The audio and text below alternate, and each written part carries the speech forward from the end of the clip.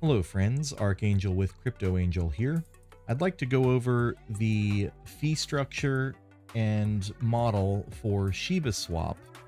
Now, you may have seen this diagram or flowchart or whatever you want to call it in the Certec audit that gives us a very detailed picture of how the swap works and how rewards are distributed among the berry pools, the dig pools, and the wolf pools. So instead of trying to walk you through each line that may be a little bit convoluted and how it ends up getting to SHIB Army holder here and SHIB Army holder over here, I've created an infographic that we will distribute upon release of this video. And this hopefully is a little bit easier on the eyes and can explain at a glance what the rewards mean to you in the berry function, the dig function, and the wolf function. So I have a section over here that says read these notes first, and I want to make sure that we understand that we need this background in order to understand all of these different fee structures. So we'll go in close here. And so the first item is the principal token amounts may be staked or unstaked, supplied or removed, or deposited or withdrawn at any time with no restrictions. So this is very important because there's some confusion out there as far as if you put in an investment into the berry, the dig, or the wolf, you're not allowed to take that out for 6 months, and that's just not true. The principal amount or your initial investment that you put in, you can take out at any time with no restrictions. So that's very important to understand. And the berry and wolf returns, this is the part that is restricted. The berry and wolf returns will be split at distribution into 33%, and that's available upon distribution, which means it's sent to your wallet, and 67%, which is the portion that is time locked for 6 months. So you will see that in the unwoofable section. Next, we also have all berry returns and wolf swap returns are distributed weekly.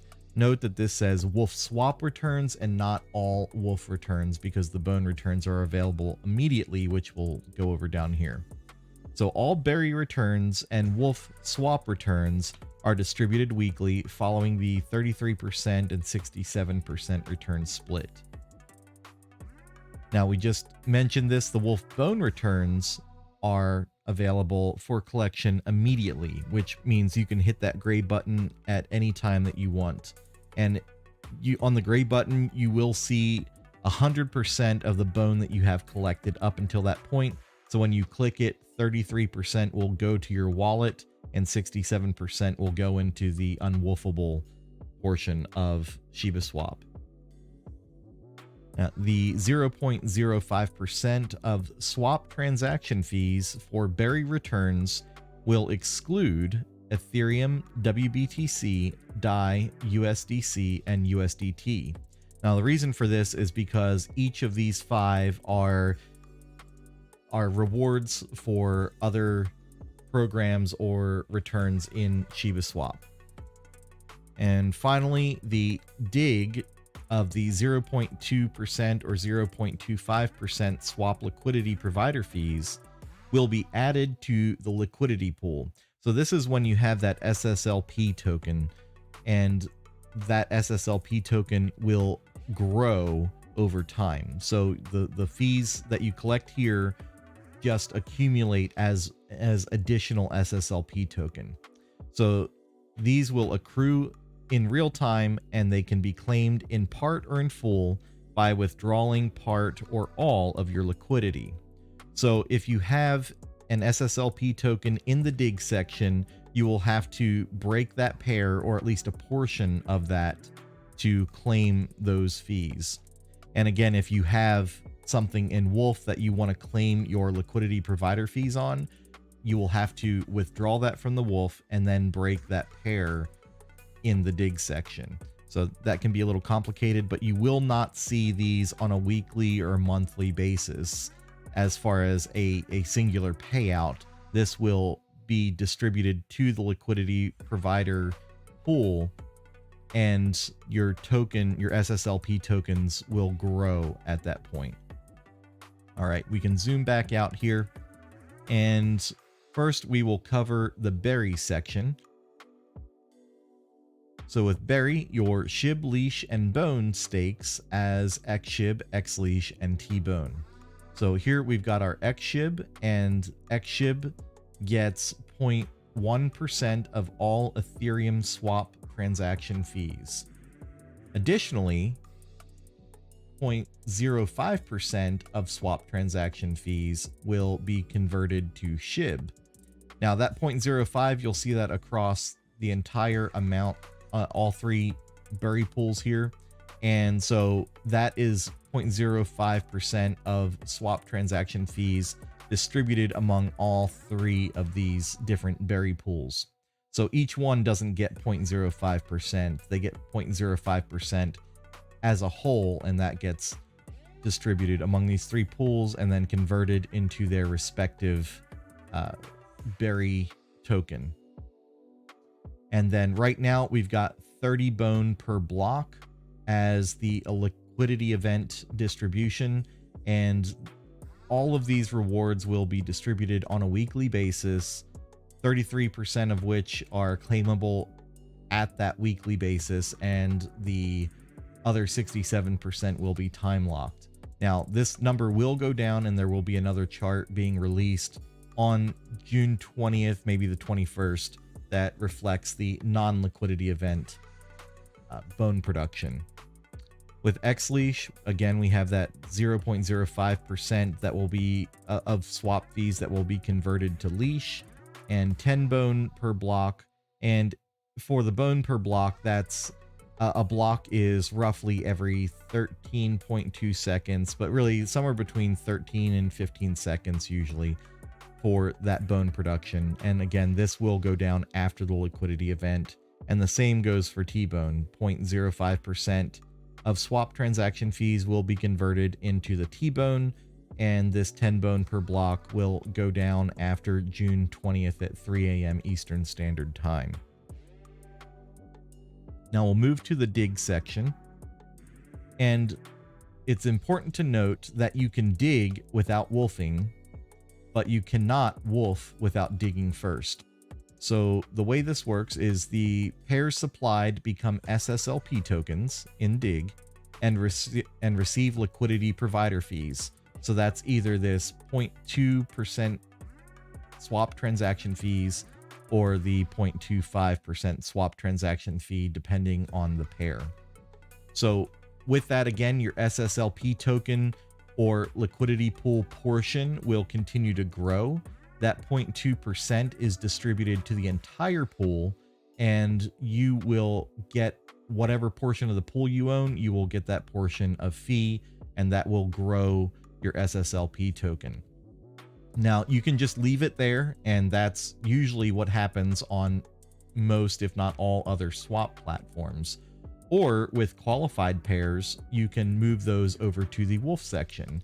And this is where SSLP tokens receive the dig fees, the swap fees, and the additional rewards below.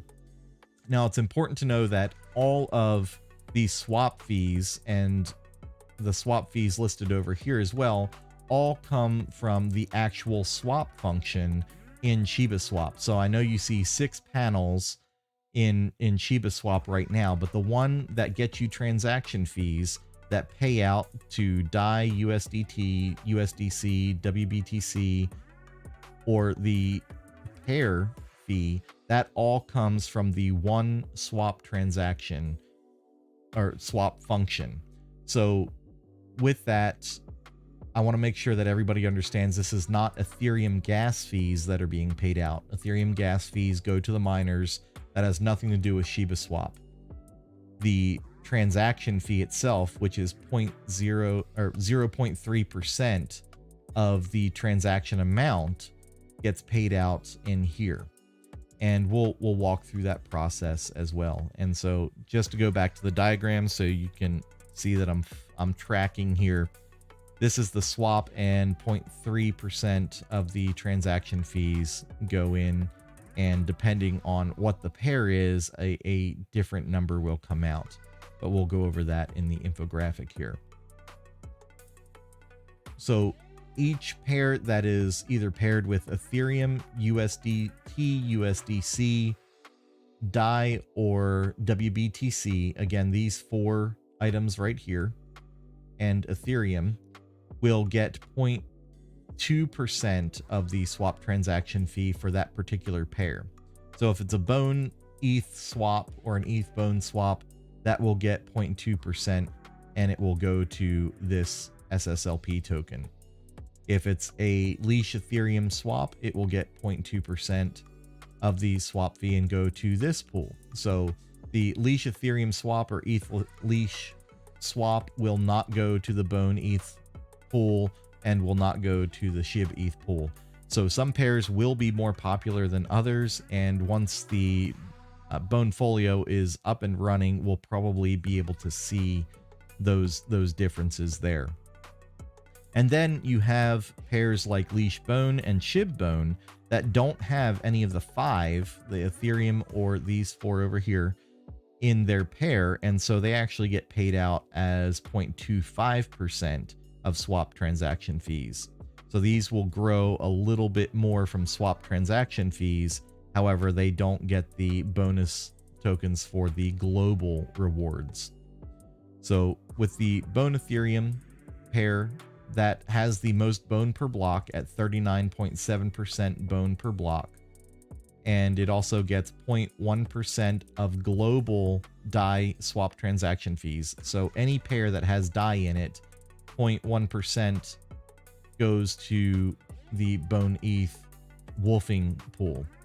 And again, the same for USDT. If there's a pair out there that has USDT in it, the liquidity provider will get 0.2% into that pool, and 0.1% will go to the Bone Ethereum pair or liquidity pool. So again, you can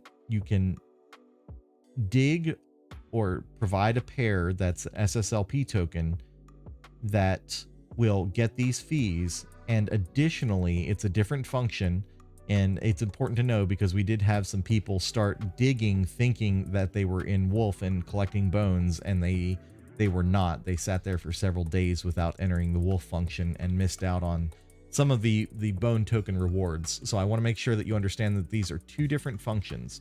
The dig function creates the SSLP token that will get you these swap transaction fees by growing your SSLP token amount. However, if you want the Wolf rewards, you'll have to deposit those SSLP tokens into the Wolf function. Again, each of these pairs will create a certain percentage of the bone per block, and I'm not going to go through all of that right now. However, I do want to show you that, again, the Leash Bone pair, because it doesn't have any of the other 5 special tokens or coins, the Ethereum, WBTC, USDC, USDT, and DAI, they are any pairs. So a Leash Bone pair falls into this amount, and a SHIB Bone pair falls into this amount. So we've got that 0.25% of liquidity provider fees, and again, you can see that 0.05% goes up and gets distributed to the XSHIB, XLeash, and T-Bone pools.